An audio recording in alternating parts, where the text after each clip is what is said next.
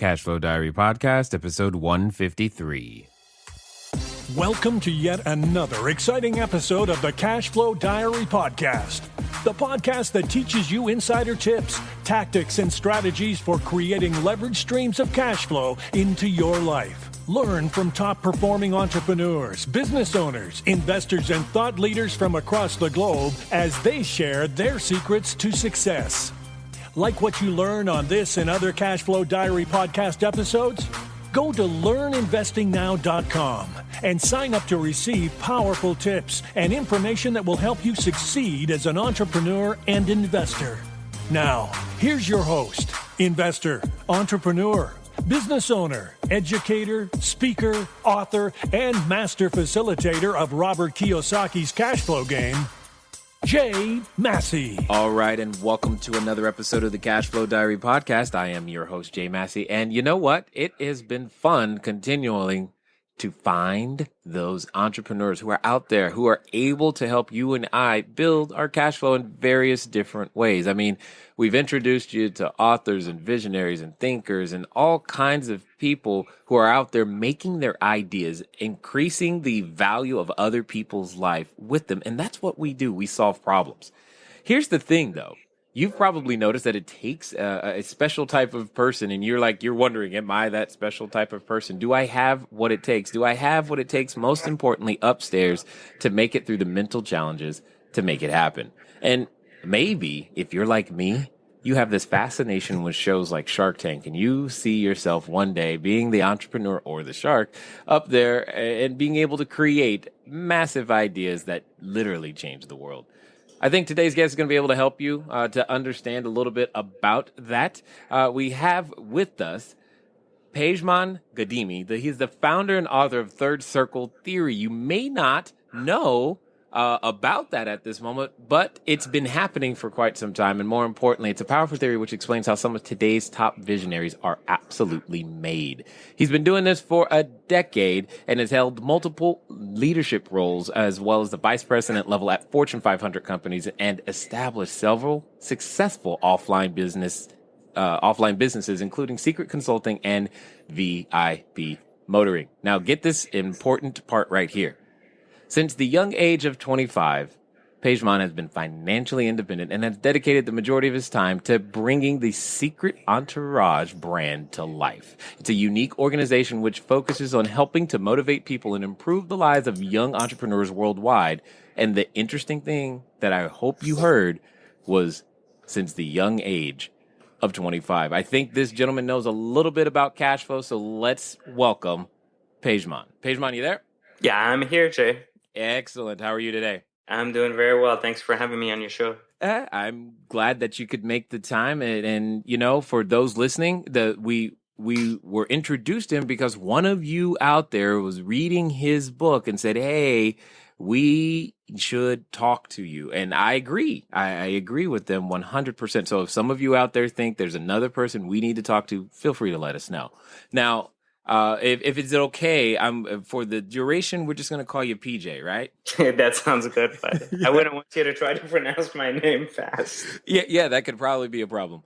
So here's the question. Everybody listening already knows what I'm about to ask you, but what it comes down to is I look at today's entrepreneurs, of which you are clearly one. A lot like yesterday's superheroes. So, you know, you got your Batman, Wonder Woman, Green Arrow, Green Lantern, and all these people. They go around, they dress up funny, and they save people from their own mess, which is great. However, before they put on the masks and tights and capes and flu and all that stuff, they were ordinary people to some degree before they became super. They all have an origin story. So what we'd like to know is before you were, VP at Fortune 500, before you were helping hundreds of thousands of people all across the globe, who is PJ? So real simple, actually, believe it or not, I wasn't really an entrepreneur until about 6-7 years ago. And we can talk about that a little bit later, as I have a very unique definition of the word entrepreneur, which I think is very much aligned with Cashflow Diaries. So let me tell you a little bit about my past. I was born in Iran. In the middle of a revolution, ended up escaping over to France with my mom. And then throughout our time in France, she was an entrepreneur and founded a series of stores similar to Kinko's. I'm sure you've heard of FedEx, Kinko's Copy. Mm-hmm. And then from there, we lived a decent life where we finally got an opportunity to come to the States, at which point we took that opportunity. I was very little. I was like 13 years old. Finally made it to the States, no green card, no social security. And I finally saw that my mom wasn't able to kind of keep up that whole energy level, because she had been doing it so many times through so many countries. And so it was kind of up to me to get started. And so very, very early on, even though I was very young, I had kind of my back against the wall and I had to do something to kind of help support us as well as kind of help her instead of just letting her kind of carry that burden.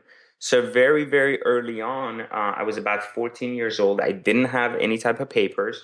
I ended up going, nobody would give me a job, right? It's like, who gives a kid a job? Right. Papers.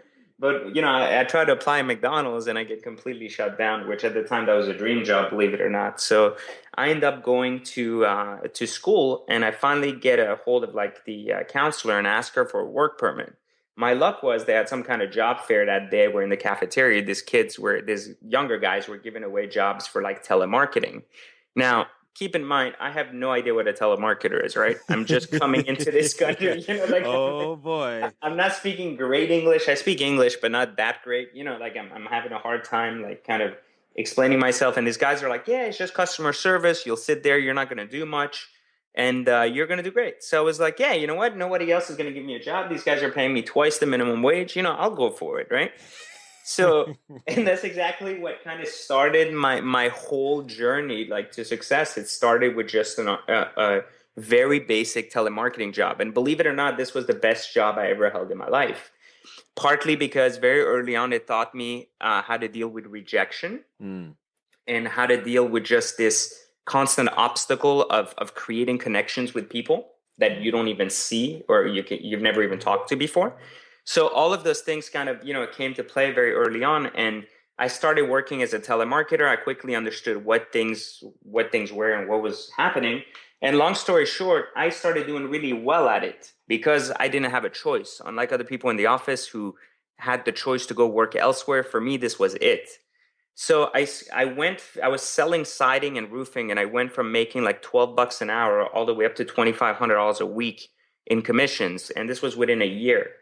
And this, there's many things that I did during that time to get to that place. But the main thing here was that I didn't have a choice and everybody else had that choice. So for me, it was like, go to school, go to work, go to school, go to work. And I eventually started accumulating savings, very young, not only just supporting my mom, but actually having additional money I could put aside. So that kind of continued until I was about 18. And by the age of 18, I was the director of that same company. Now, by then, I had papers, like I was doing really well in telemarketing. I was running a canvassing crew. I had 3 offices for remodeling, for windows and siding running under me. And I'm still this 18-year-old kid that really doesn't, know too many things other than video games and kind of like, I love nice cars, so that was kind of something I spent some money on. And so at 18, something really hit me. I said, you know what? I'm making like really good money. I was making almost 80K a year. And I have no expenses other than the house to pay for, and like, it's just me and my mom. I'm an only child. So I say, you know what, let me start, obviously buying myself a house. So my uncle helps me get my first home, which kind of introduced me to real estate. He was big in real estate. He kind of taught me the insights of, how to buy low and then obviously just hold and how to buy in emerging markets and so on and so forth. And so I said, you know what, I need a lot more knowledge on this. And I start going and I said, where can I get this knowledge? Where should I work? So I wanted to learn about money. I didn't know what I wanted to do. Like a lot of people when they're young, I had no idea what I wanted to do. I didn't want to be an astronaut or some crazy stuff. I was more like grounded, and I didn't want to become a race car driver, even though I love cars. But I knew I loved one thing. I loved money. And really young, I didn't have a lot of it. So, needing to make a lot of it and wanting to make a lot of it, I said, what better place to work than a bank? So, having all this director experience, I became a very, very young branch manager at 18. And I became a bank manager at 18 because I was able to get into a bank that had a position inside a supermarket, which was pretty sales driven primarily. So through that sales, kind of like my sales experience and my management experience, I was able to land this role. Again, I get into a company where I have no idea what I'm doing.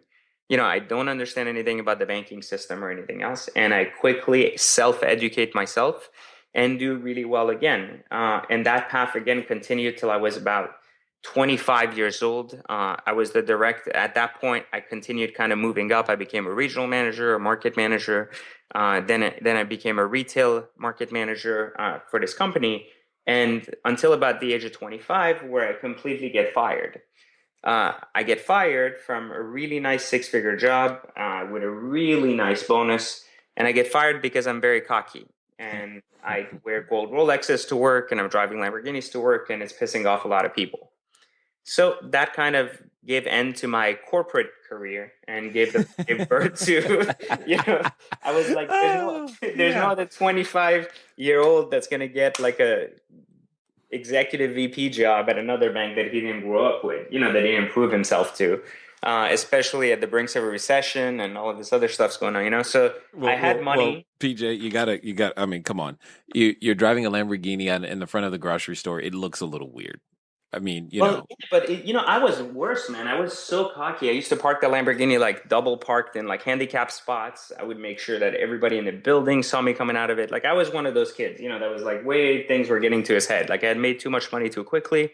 I had no idea what to do with it, and I was getting on everybody's nerves. And I didn't realize that till years after. When I really look back and I say, "What a jackass!" Forgive me for saying that. Yeah, I'm sure there's someone going, "Wow, he actually admits it now. This is cool." All right. I knew I was that guy, and that and I had money. That was the thing. Like one of the things that happens when you're very young and you deal with money early, you tend to realize that, hey, you know what? You don't know how to act, right? You don't know who you are. So you're getting all this money and you're learning to become who you're going to be. So long story short, that was kind of what led to me. And most people think this is the beginning of my entrepreneurial kind of journey, but it's not. This was the beginning of my self-employment journey, which is very different from entrepreneurship, which I learned later on. So do you want me to go into that? Yes. Well, I like that the distinction. We're going to make that distinction for sure, because I think you and I are going to be 100% aligned on those things. But I love what we've heard thus far, because, I too feel you said it more than once. You did well because you didn't have a choice. There was no option. And I've often said to people, comfort kills dreams. You actually believe that, hey, there's an option. My 401k is going to make it. What I'm doing is going to work. This job is going to take me to the promised land. And we operate from that, hey, I've got a choice. So if I have a choice, then I don't need to give 100% here. I don't need to put it all right here on the line today. But you didn't. And I think that is that way of thinking has continually helped you all the way through. And I did want to say this. There's nothing wrong with video games, by the way. I'm totally with you on the video game thing. I'm just like, hey. Not anymore, man. This was when I was 15. I don't know about now. You're still playing video games. Right. Well, on occasion, I do give myself, I take off there's a small window of time. I give myself about 2 consecutive weeks of time every year just to play video games, because I still like doing it. But I hear you. But I want to hear this transition, because now you're transitioning, you're 25, you're transitioning from this employee world and you're going over to the self-employment world. Yeah, and a big reality check there, right? Like it doesn't happen overnight, even with all the experience and with all the back end financial support I had for myself. It wasn't going to happen. And I spent 1 year starting this company called Secret Consulting, which just was a disaster. Nothing was happening, nothing was moving, nothing was changing. And I quickly realized that I was like, man, did I make the right choice? Should I go back to work? What should I do? But it took really a year, not to really see that it wasn't working, but to realize that I was the reason why it wasn't working. I was in my corporate mindset, like wanting this to kind of like work for me. And unfortunately, I got a reality check that, hey, I worked for a bank that had like 20 years, 50 years of like branding behind them, and then I'm starting this company with nobody knows me. Nobody knows who I am, what I do. So I got to go back to like, advertising 101, like back in my telemarketing days, and like sell everything every day. And, so I started doing that after a year or so, and things started changing for the better. Like we were, Secret Consulting was a business whose focus at the time was really selling banks with certain sales and service models, like almost like training, for Yes. employees. And I was really good during my time in banking doing that. And so it took about a year for me to network with the right people and kind of get started actually grinding income and starting to actually build a business from it. And then since the age of 14, I had this other company called VIP Motoring. At the time, it was just a car wash, like side income. I was tuning cars. I always loved cars. And it was just side income, like 20, 30K a year of just putting wheels on cars, doing detailing, and just basic upkeep maintenance for people. That kind of like when I kind of lost my job, I kind of realized that maybe since it was making money all of this time constantly, I should maybe invest some money and kind of grow that business as well. Hmm. So we spent some time and turned that into a huge concierge service, which about 2 years after I got canned from corporate America, that business went from like 30K a year all the way up to, you ready for this? Yeah. 7.5 million in revenue. And then the following year, 28 million in revenue. So, It's a lot and of I can cars. share, yeah, and I can share how we did that. But that was kind of like the pinnacle of what allowed me to kind of realize that I was self-employed. And I really did well with both, in the auto industry as well as in the consulting business. And we expanded that consulting business to go from being just sales and corporate training to actually doing website, digital marketing, and digital branding. And so all of these things put together, I started doing really well monetarily again, got back in my comfort zone until I one day realized after a few years of making some good money and getting back to my comfort that, hey, you know what? I have no legacy whatsoever. Hmm. No matter how much money I make, no matter what I do, it's just this never ending cycle, and it's just this cycle of just keep making more money for no reason. And I realized that I really wasn't an entrepreneur, and I kept hearing that word, calling myself an entrepreneur. And I realized, you know what? I'm a business owner. And I always said the difference between business owner and entrepreneurs is business is for profit and entrepreneurship is value creation. And I realized that as much as I was creating value for my customers, I was only doing it for the sake of a profit. And so therefore, I realized that I was a business owner. And that kind of started Huh. my weird thinking about what an entrepreneur is and how did I want to become one and transition from being a business owner to an entrepreneur. Got it. Got it. Now, one of the things that I want to make sure that everybody hears is there was a point in time in which you were questioning. You said, did I make the right choice? I'm assuming you've worked with more than one entrepreneur these days. And I think at some point we all come to the, did I make, should I go back to Egypt where I had a job and just hang on? Or do I push through? And yet, for whatever reason, some people make the decision to go back, and others make the decision to move forward. And I think I'm curious to know what pushed you to still make the decision to move forward. You mean to move forward and kind of continue onwards? Was that Yeah, because if you've ever thought, when you have that thought, should I go get a job? You're thinking like, well, you have to make a conscious decision to say no, I shouldn't, and move I mean, forward. let me tell you the decision I made early on when I kind of decided to go to work and support my mom's the same decision that came back in my mind at that point. And it's, I've always believed that people who are poor choose to be poor. And what I mean by that is like we choose to be survivors or builders. There are only two types of ways we look at money. Either we build wealth or we use money to survive. And so, regardless that we survive well or that we survive not so well, in poverty, we still survive. But those that build actually realize that true wealth isn't just money that you make to spend. So I think very early on, I realized that I didn't want to be poor and I didn't want to have someone else tell me what I could or couldn't do, could buy or couldn't buy, or where I could vacation or couldn't vacation. And I figured the only way you can get there is through making money. I realized that making money in corporate America, while my position was amazing, and I was making great money, more money than most people could hope for coming out of school with MBAs, and I didn't even have an education. Uh, I think these things, like to me, just were like great. But I realized that no matter what, at the end of the day, that income was always dependent upon someone else saying if I could have it or not. Right. And if I didn't move forward and get over that, at some point I would be forced to do so. So if not now, then when, right? Isn't that what they always say? So that's what really came to mind, and I was like, I don't have a choice. Like what I kind of did too, for a little bit of time, I thought about going back and I started kind of recreating those connections I needed with corporate leaders, like so I could kind of maybe put my way into a position somewhere just in case. Yeah. And then last minute, I completely burned all my bridges. And I did that because I knew that feeling like I had that option would always hold me back from pushing forward in another direction. It's like if you're at the gym, and you always say in my book, if you're at the gym and you have a spotter, you tend to bench a lot less than when you don't have a spotter, right? If you're hanging off a cliff, it's the same thing. You can suddenly pull yourself up if your life is at stake. But if you know that, you have a rope hanging on you, you're going to give up faster.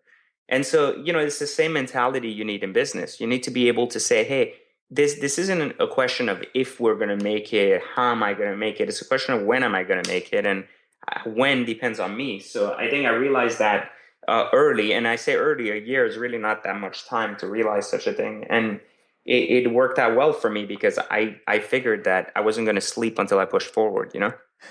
Yeah, I do know. I do know completely. Yes, that's exactly why I think we resonate here, because burning the bridge, I was given no bridges. I didn't have a resource to go to. We have to all make it happen. We have to choose to make it happen, because we will take the path of least resistance, especially when we're afraid. When we're afraid, any excuse will do, usually the one that our friends will most likely accept. Now, you're going through this, and then you realize you have this, I'll call it awakening moment, where you go, I have no legacy. Because that question hit me probably like 2-3 years ago, was like, what would I leave behind, and those types of things. And I'm curious to hear about your journey and transition to understanding that the difference between, and by the way, I love the distinction, businesses for profit, entrepreneurs are out there for value creation. Totally get that. But I would love to hear the transformation process, the higher levels of thinking that have happened for you when it comes to I'll call it your legacy project.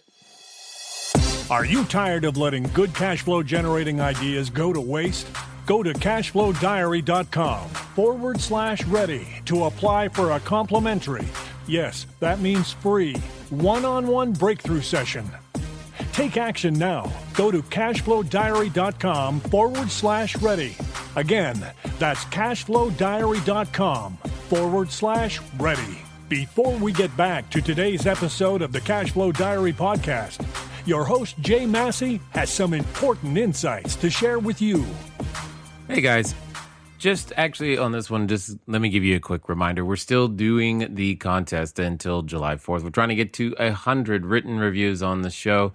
So if you haven't done so and you'd like to be entered to win a copy of the cash flow game, we're going to get to 100. All you have to do is help us get to 100. Everyone who has already reviewed, thank you very much.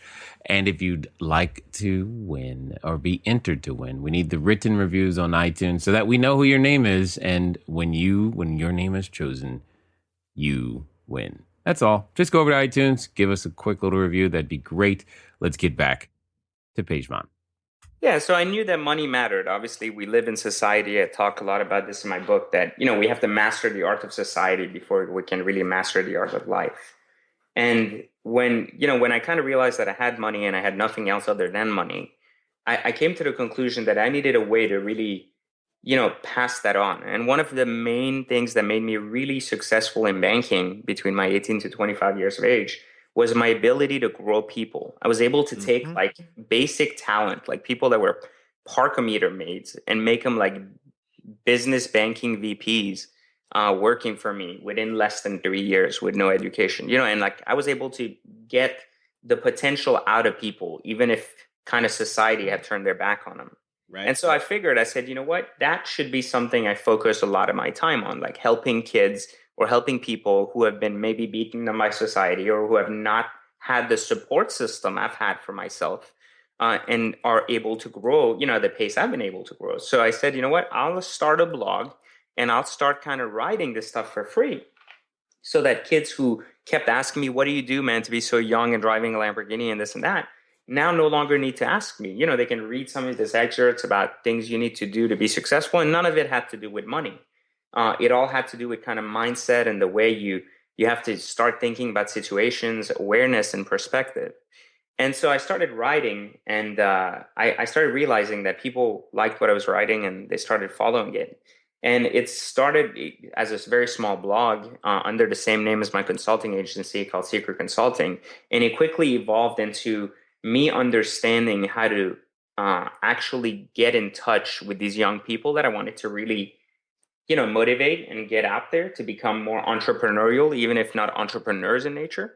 And so what I did is I realized that mixing lifestyle, which is the stuff that other people use to kind of con people into buying stuff to teach them how to make money, except not actually using it that way, but real lifestyle elements from my own life, and really sharing stories for people to listen, because people always love my stories. So I said, I'll just find a way to reach young people that way. And it worked out really well. And that gave birth to Secret Entourage, which today has hundreds of thousands of followers on social, millions of views a month, on our blog, as well as an entrepreneur academy, and then gave birth to the book Third Circle. So all of these things became my way to kind of create this organization whose focus would be to share the stories of not actually my life, but the lives of others who have done tremendously well and who are willing to share their knowledge back and offer their mentorship for free to young individuals across the United States or anywhere around the globe. That's awesome. One of the things that I was taught early, and it sounds like you learned as well, is that if you build the people will build the business. Whatever the business is, it doesn't really matter. But the investment into that personal development space is huge, and you can never out-earn your own personal growth. And I commend you for being willing to take it on, because that's work. And let me add something too, because what we took on is something that a lot of people to this day kind of look at our business and don't understand. They're like, well, you did something that was kind of already out there. You added a lifestyle element. You attracted a younger audience, which is completely inaccurate. What we did as an organization, which a lot of people did not kind of understand how we grew so fast, or what we did was we took amazing content, nothing new. Like, we built our own content, but what I mean is this isn't something we invented from scratch outside of Third Circle theory. These were mindset and perspectives already out there, right? Successful people already have these, and they're already doing it. And what we did was we packaged it in a manner and served it not to an online community by doing SEO and kind of like, getting traction on getting readers, but rather we found a way to tap into people who were not online, who didn't know these resources existed, and who in the offline market kind of felt lost because they never related to any of these resources or knew how to access them. And so the reason we grew so fast is that we took a very powerful online model and leveraged social to reach people offline. And that's why, not only our organization bloomed so quickly, but it's also why it's gotten the interest of many other millionaires that have chosen to dedicate their time and effort to helping us kind of bring it to life. It's because it wasn't a marketing play, it was a reach play. And we reached a lot of people that didn't know this stuff existed. Yep, totally understood. Now, we've mentioned it a couple of times, and I want to make sure that everyone understands. You mentioned Third Circle. You mentioned it as Third Circle theory. I want you to, if you can, explain for those who may not have been introduced what that is, and kind of why it's necessary for them, especially as an entrepreneur or would-be entrepreneur, to understand what it is and be able to leverage it properly.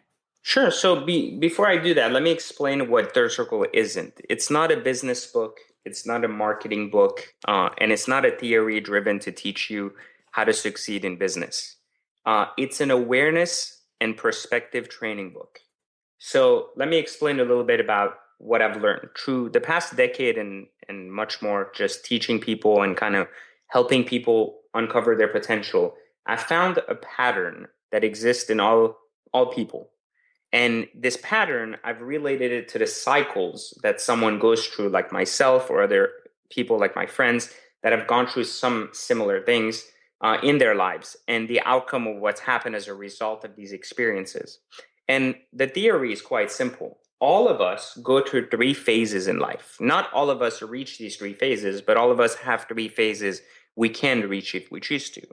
The first one is circumstance, which is the first circle. So, we're all born into a circumstance we can't control, in climates we can't control, in geographic locations we can't control, in either wealthy or poor families that we can't control. These things are part of our circumstance. And no matter who we are, no matter rich or poor or disabled or not, we have to learn to master the art of circumstance, which is the first circle. That means we need to understand that our environment and all of these energies and forces in our environment do not control what happens to us, but rather we can control how we act within them and actually progress past them, not allowing them to hold us back.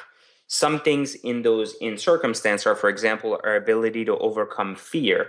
This is something very, very simple, but that we're all born with, right? No matter who we are, we're born or infected with some types of fears in our childhoods, which stay with us, regardless that we're wealthy and that we are born wealthy and that we are afraid to let down our parents and their standards of education, or that we're born poor and that we're afraid to remain poor, or that we're afraid of failing so that we never get out of that cycle. We all have fears. Learning to overcome them is a very small portion of the first circle that we need to master in order to progress into our lives. The second circle is the circle of society. And what that means is that the second, every one of us, once we've understood the circumstance that holds us back, are able to take full control of our lives and enter into the cycle of society. All of us live within a society, that we like it or not. And in order to be able to be successful, we need to master society. One element of society is obviously money. Money is a man-made measure of success. And within a society, it is usually the measure for which people are determined to be successful or not. The more money you have, the more society deems you to be successful. Now, to me, money is not the determinant of success. However, to society and to the majority of people out there, it is. So therefore, in order to be able to truly succeed at life, we have to master society as well. This is almost like when you hear people that have not done well say, well, money is not everything. And everyone else said, well, you've never made any, so you don't know what that's like. Versus someone who's done really well, who automatically has a voice in any organization or anything they choose to do, everyone else is paying attention to. So, making money is a big part of society, and mastering society is an important aspect of life. Most people will go ahead and remain stuck in circle one. While very like maybe 20-30% of the population cycles to circle two, which become very successful in the art of society, such as like becoming presidents of major organization, or becoming CEOs of companies that are where they work for others, or becoming really important within the system. And then the last step is when you realize that society is only a very small portion of life. You kind of start thinking about legacy, vision, kind of entrepreneurship, and that next place where you leave your mark, And that's the third circle, which is the mastery of life. It is our ability to kind of make an impact or create value for others rather than ourselves. And so these are the three kind of components that everybody goes through, that I've realized in my past. People have to be able to move past each in order to kind of succeed to that next level and really find that feeling of purpose. I'm sure you know what I mean, but when you feel purposeful, you become invincible, and you ultimately feel like there's no limitations to life. And that purpose is what ultimately enables ideas like Apple to come to life, and enables major organization that 20 years ago nobody knew about, and today dominate an industry like that's the only thing we even know, like Coca-Cola or something. Like these things are like come from the idea of finding purpose. And while we'll never be able to validate if our purpose is real or not, until we're gone, unfortunately, the only aspect here that's important is to get to a state of mind where we believe to have found our purpose. So we Yep. become purposeful. And then through that purpose, since all limitations are lifted, we can choose how to use that to create true value for others, which ultimately, will create reward for ourselves as well. Yes. And therefore, now everyone knows why I get up every morning. It's because it's exciting to be a part of something where you're impacting and you're changing lives. And I'm assuming that some of the individuals that you've worked with at this point have come back to you in various different forms and said, thank you, PJ, for this, and thank you for this, and I wouldn't have been able to achieve X, Y, and Z if I hadn't been here, and those types of things. I'm assuming that happens on a semi-regular basis for you these days. It happens like probably 15, 20 times a day. I mean, we have kids that are 18, like this isn't a joke. I mean, we have kids that are 18 making like 50K a month, like just starting their business. And they come around and they tell me, they're like, oh my God, if it wasn't for Secret Entourage, I wouldn't have done it. And then I tell them, I'm like, thanking me isn't going to really do anything. I say, what you really need to do is help others Yep. who are also struggling that you have access to. And this is the way you truly give thanks to an organization, is by upholding what it stands for, right? Yeah, indeed. And that's now you're talking my language, my friend, because that's exactly what gets us excited over here is, I feel like we've been given a gift in the sense of being able to have figured some things out as it relates to real estate. And we do our best to help other people figure those things out. And when they do, I'm telling them, I'm always like, good, now it's your turn. Because that's what I was taught a simple 4-step process. It was, watch me do with me, do alone, then teach another. And that's the process that I think, we're all going through at various different levels. So when it comes to, you and what you guys are up to, now that you've done all these things or are doing all these things, what's next? So one of the things we introduced about a year and a half ago was the Secret Entourage Academy, which has been, an amazing kind of like journey where we've been able to take, similar to what you do, Jay, where you interview like kind of movers and shakers within their own industries. We've been able to take people who are kind of willing to share their stories, who have done tremendously well, and who are in the lifestyle space as well, to kind of come together and create this academy where we teach kind of all of these inside stories and as well as insight strategies to all of these unique industries, like, automotive, online marketing, brick and mortar, whatever it is, right? Like people who have done well kind of share their success, but more than their story, they share their strategies. That's been a huge thing for us, because not only that's been kind of the one aspect that's been able to support our site, but the main beauty of it is that this has been able to support our movement of going to low to moderate income communities and kind of offering these services that we've worked so hard to build for free to large groups of people, and kind of bring them on board, giving them copies of Third Circle Theory for free. And so the Academy is something that I invest a lot of my time and effort in.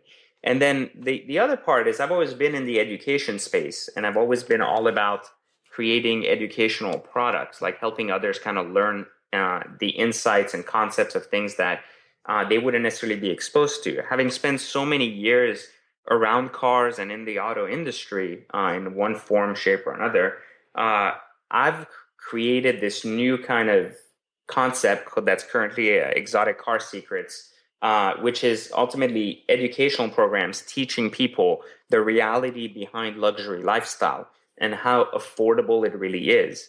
I've always driven exotic cars, and people always wonder, like, how do you do it, or how do you put up with the cost, the depreciation, etc.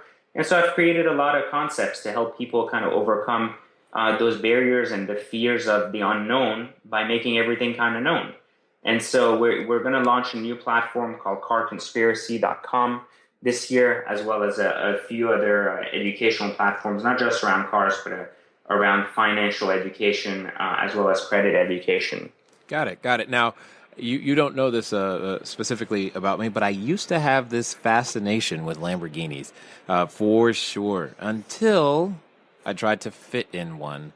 And You're a taller guy. yes, and that's when it just all fell apart. I was like, I can't even fit. I was trying to go for a test drive. I'm like, you got one You in my drove the wrong size? car, man. You drove the wrong car. If I put you in the right Lamborghini, you'd enjoy it, even if you're taller. Okay. Well, I look forward to meeting you and doing that very thing. Speaking of which, one of the things that I know that we've done in the past is I don't know if you're familiar with Robert Kiyosaki's Cash Flow 101 game. It's one of the things that we enjoy doing in terms of going to inner city youth. We've done it at the high school level. We've done it in various different levels. And where we come into a community and show them how to play. And it tends to make a difference in terms of their mindset and how they think about using money and leverage and capital and business, etc. I'm just curious if you guys even have that as a part of what you guys do, or what type of structure do you use to help those individuals in the Secret Entourage Academy? Yeah, so what we do now is everybody has an expertise in one thing or another. I've always said that no one is an expert in everything, you know? Yeah. So, right? Like, so if you're great at everything, you typically suck at everything. You just have yourself, you know? Right. See a lion when everyone else sees a cat. Yeah. But yeah, so we have every single person teaching something completely different. I have a huge background in finance, credit, and those things, and we leverage that a lot on our YouTube channel, as well as in our academy as well, through specific videos we share on various topics. We do speak a lot in high schools as well, and through the we tend to stay away from colleges, partly because we believe that when you reach an audience at a younger age, you're more likely to kind of spark curiosity, and that curiosity is not met with as much, I guess, skepticism, or and it's more kind of like people I saying, you know. know what, like, I'm gonna look into this, which is Yeah. enough for us. Like, we want people to kind of look into the idea of self education and not considering themselves to be, if I don't go to college, I can't be successful. If I don't Right. follow what society has for me, nothing can happen. And too often do we hear, if I don't have money, I can't make money. How can I start a business without money? I mean, most of today's best businesses are founded with $0. So, the idea is just to kind of realize that you are the resource. Being resourceful is much more important than having resources. So, that's what we kind of teach people, and that's kind of the focus of our academy, as well as all of our teachings in high schools. Got it. That's absolutely awesome. Now, unfortunately, especially for episodes like this, we do have to come to an end, but I've got two final questions. One that Sure. I'm sure a number of people are thinking about is, how can they find more about what you're up to and what you're doing? If they wanted to be a part of it, what's the best step for them to find out more about, third circle theory or the academy, or even, I know there's somebody wanting to know more about what you're doing with the cars. Yeah, so the best place to kind of start and follow everything is obviously secretentourage.com. That's our main hub site that kind of has a gateway into everything. And Secret Entourage is a movement. Everything is free on there. Thousands of articles, thousands of resources, all at your disposal, free to help you on your entrepreneurial journey. For those that want to kind of join the movement on a more serious level, we have secretacademics.com, which is the Secret Entourage Academy. And for people who want to learn the prequel to entrepreneurship, and I really recommend people kind of picking up Third Circle Theory at thirdcirclebook.com. I offer it a huge discount with a video course that comes along with it, as well as a lot of financial education I've written about. All of this packaged in one package for people, both digital and in paperback format. And then for people who want to learn about the car stuff, you can join us at exoticcarsecrets.com, or in the next 60 days, we'll be launching carconspiracy.com, which will take effect and redirect from Exotic Car Secrets. Awesome. And just curious, do you sleep? Actually, believe it or not, I don't work in any of my businesses anymore except Secret Entourage. I'm very, very good at leveraging talent. That's good to hear. And for a few years now, I've had other people run my VIP motoring company as well as my secret consulting company, and that's worked out very, very well for me in order to be able to attend to Secret Entourage primarily and work-life balance, of course. Yeah, absolutely. And I had a feeling you were going to say something quite like that. Now, to the people who are listening right now, maybe they're wanting to put on their own uniform and start saving lives and becoming that entrepreneur, that superhero. That's what they're thinking about. But they're feeling a little timid, or they're just like, they're still dealing with, can I do this? Will this work out? Things that you've kind of addressed.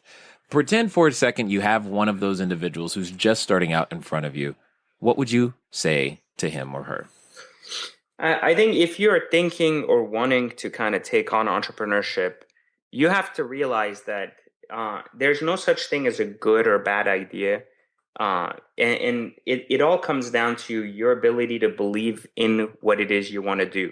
So I think before you really consider, is the idea going to make money? Is it going to be this? Is it going to be that? Really think about what you're willing to invest within the idea as a person yourself. If you believe in it strong enough, then that is the idea worth pursuing. If you're doing it just for the sake because you see an opportunity to make some quick cash, then be honest with yourself and realize that that is not entrepreneurship, but rather business ownership.